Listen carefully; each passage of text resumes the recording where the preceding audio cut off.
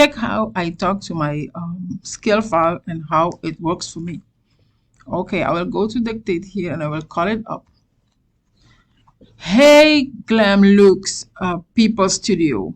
I want 5 ladies in gym attire.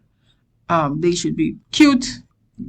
Please do them for me. Okay, now I send it. You see it? And I talk to the skill file and it will answer me and it will do what I say. Absolutely, says I'm using 1 lady per image and cute. So it knows everything that I told it. So here I have my first lady. This is the second lady.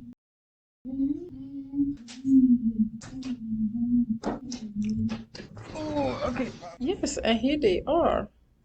Let's go through all of them. This is the first one, and the second one, and the third one. You see they have different hairstyles and different body type. I did not say that in here. I just said, I want 5 ladies in the gym. They should be cute. Please do that for me. You see, and it knows that it needs to create different people. This is Zumba. This is a fitness trainer, I think. Look. So, if you have files, you have GPTs, turn them into skill file. And if you're interested in this skill file, let me know below.